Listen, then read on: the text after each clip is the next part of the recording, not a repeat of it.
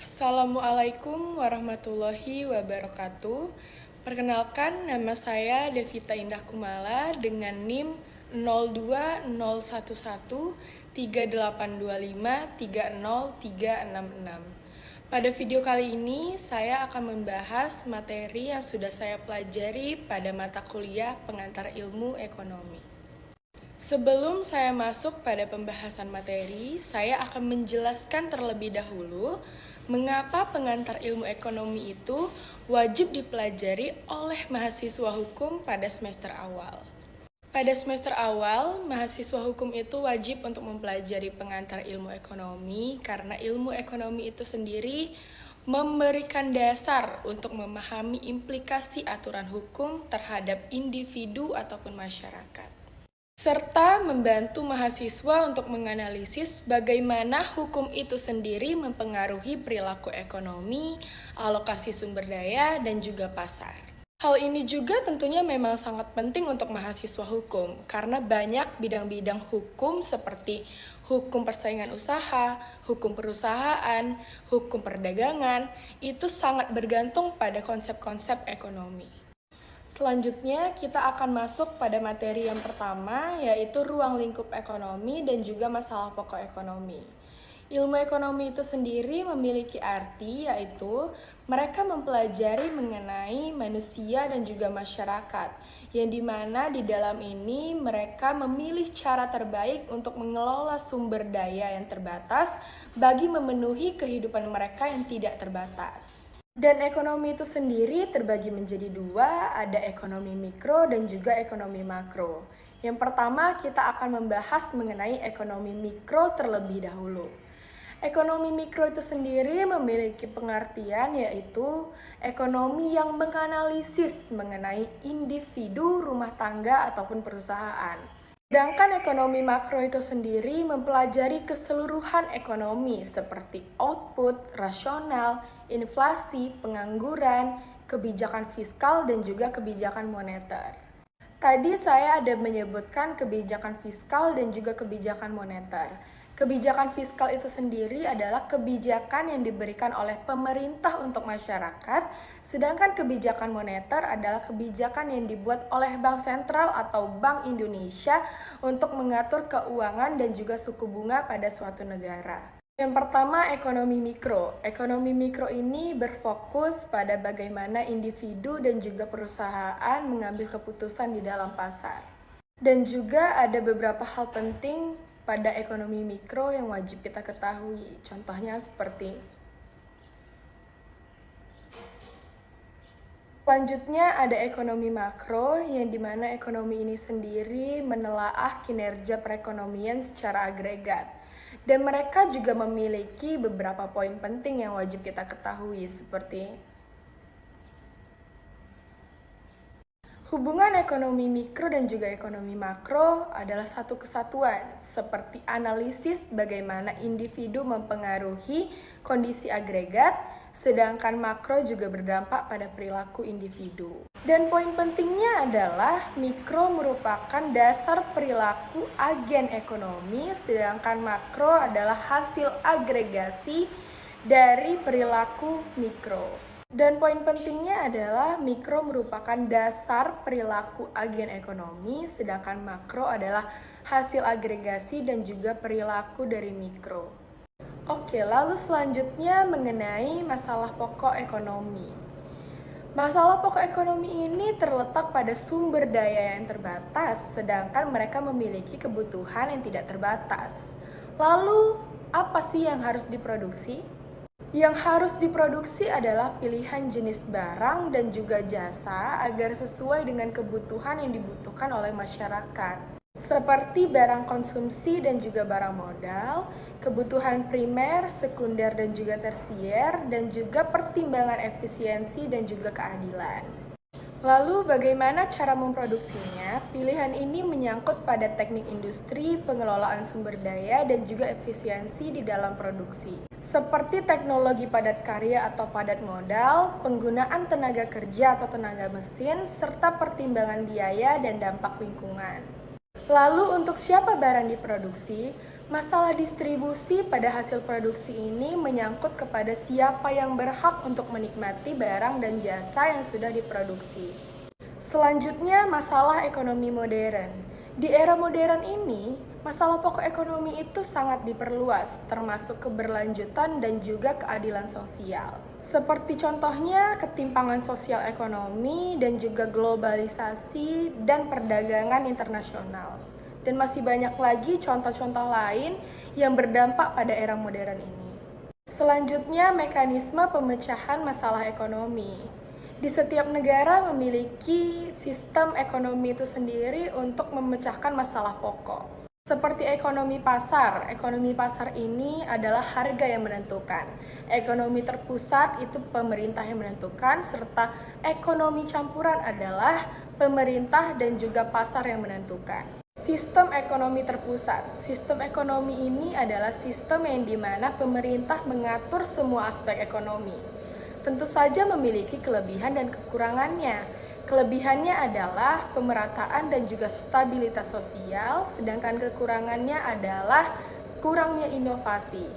Selanjutnya, sistem ekonomi campuran, yang dimana sistem ekonomi ini adalah kombinasi dari mekanisme pasar dan juga intervensi pemerintah, dan juga sistem ekonomi ini biasanya terdapat pada negara-negara berkembang. Materi selanjutnya adalah hukum permintaan, kurva permintaan, dan juga faktor penentu permintaan.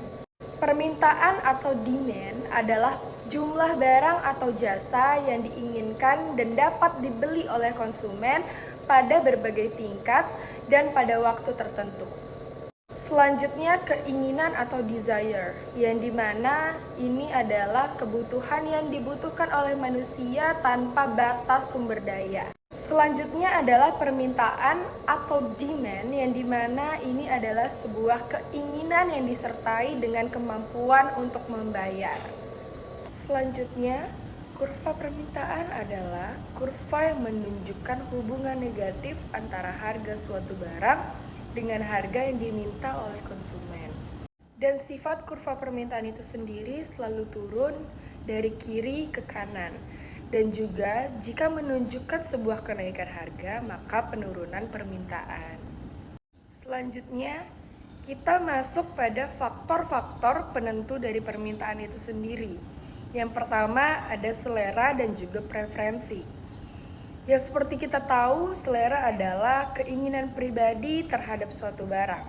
Salah satu contohnya adalah masyarakat itu sudah hidup pada teknologi, yang dimana mereka dapat melihat sebuah tren-tren baru. Contohnya seperti tren makanan sehat, maka masyarakat akan membeli sayuran dan buah-buahan yang sehat. Selanjutnya kita masuk pada faktor yang kedua, yaitu pendapatan konsumen. Pendapatan konsumen ini sangat berpengaruh besar terhadap permintaan, karena seperti barang normal, permintaan akan naik saat pendapatan naik. Jika pendapatan naik, maka permintaan akan naik, maka kurva akan bergeser ke kanan. Jika pendapatan turun, maka permintaan juga akan turun, maka kurva akan bergeser ke kiri. Faktor selanjutnya adalah harapan harga di masa depan. Jika konsumen mengira barang ini akan naik pada masa depan, maka mereka akan membeli barang tersebut pada saat sekarang. Seperti contohnya, sebelum liburan Lebaran, masyarakat akan membeli telur, minyak, mie, dan masih banyak lagi untuk mereka stok sebelum harga-harganya naik. Namun sebaliknya, jika mereka tahu harga ini akan turun, maka mereka akan menunda pembeliannya. Faktor selanjutnya adalah faktor iklan dan juga pemasaran. Faktor iklan dan juga pemasaran ini akan mudah untuk menciptakan ataupun merubah selera masyarakat. Seperti contohnya, jika masyarakat melihat iklan dari HP iPhone, maka mereka akan langsung membeli bahkan tanpa adanya perubahan harga. Namun, iklan ini bukan berpengaruh langsung dari harga, tetapi membentuk keinginan masyarakat. Selanjutnya ada hukum penawaran.